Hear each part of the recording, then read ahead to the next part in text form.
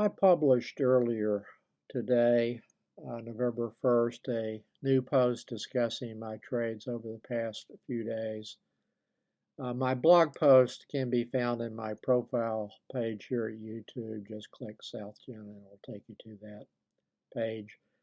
I continued to be a net buyer of beaten up dividend paying stocks as I started to replace some of the income that I have recently lost and will continue to lose due to lower yields in my T-bill purchases, resulting from the Fed cutting the federal funds rate, which it started to do in September 2024 with a 50 basis point cut.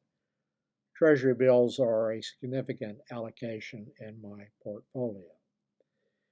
The buying that I'm doing now is concentrated in equity REIT, regional bank, and consumer staple stocks that pay dividends. Most of the ones that I am purchasing are in excess of 4% at my purchase price. The weighted average yield of the purchases each week will be somewhere in the 5 to 7% range. The current goal is to be a net buyer of more than 1,000 each week of those dividend paying stocks, and the net was 2,801 in the trades discussed in today's post. Also bought 50 treasury bills at last week's auctions, primarily to shift income tax recognition into 2026, and I have snapshots of those trades as I normally do in my blog post today. I am buying the 3, 4, and 6 month treasury bills that mature in 2026 by holding those bills until maturity, which I always do. The interest will be taxed in 2026. I have managed to shift myself into a higher tax bracket already this year, and I'm trying to restrain my push into an even higher bracket. I will probably buy about 40 treasury bills at next week's auction. I wanted to discuss here my reaction to what Trump called a trade deal with China that he rated a 12 on a 1 to 10 scale. What did he in reality accomplish? And what he actually accomplished can be determined by looking at the facts rather than his rhetoric.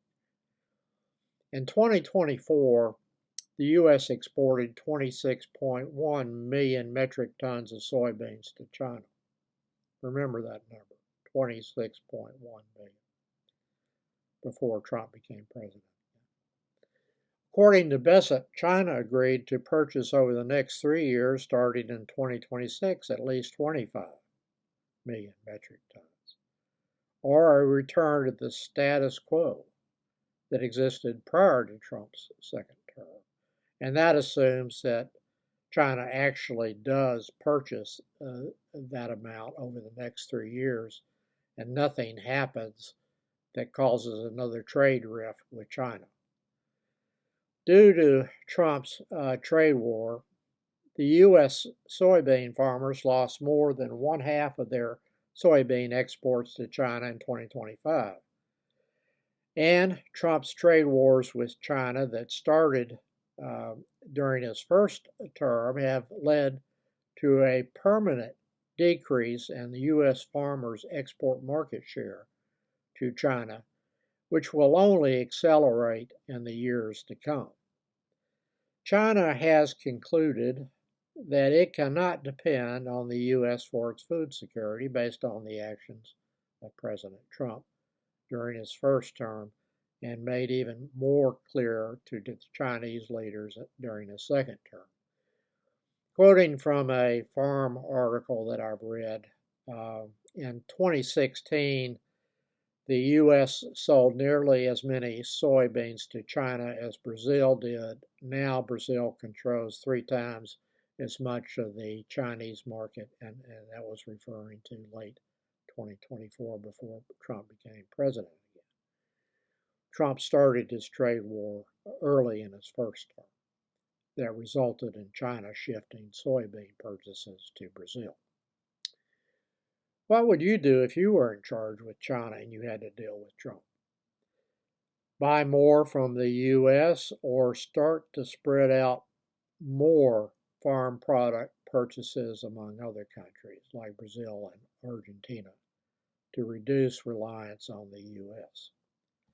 There was also a one-year pause in the fees that each side was going to charge on certain maritime uh, uh, shipments that would have started this year, and China agreed to postpone implementation of its drastic restrictions on rare earth exports that it announced about 1 year ago. As a practical matter, that is just a return to the status quo where China was slow walking granting export licenses anyways. And the fees are a return, postponing those fees on the maritime shipments is just another return to the status quo. Lastly, Trump agreed to reduce the Republican tariff tax on overall tariff tax on China's exports to 47% from 57%. As I noted in today's post, China's representatives have stated in the past that they are not that concerned with Trump imposing Republican tariff taxes on U.S. importers of products from China who will pass on as much of those taxes that they have to pay to U.S. consumers. So is that a win for U.S. consumers? China has learned that it will need to rely more on trade with other countries, and that same lesson has been learned by the two largest U.S. trading partners, Canada and Mexico, who are attempting to increase their trade relationships with other countries at the U.S. expense. I have linked the sources for my preceding comments in my blog post today, where you can just click on the link. So I'm not going to give Trump a standing ovation and a 12 on a 1 to 10 scale for his trade deal with China. More like a 1.5, and that is being generous. And even that assumes that China does not continue to slow walk export licenses for rare earths and deny some of them, and does in fact buy at least 25 metric tons of soybeans annually for the next 3 years. Given the volatile nature of our president, there's no telling what tiff may arise within the next 3 years that causes another boycott of U.S. farm purchases by China.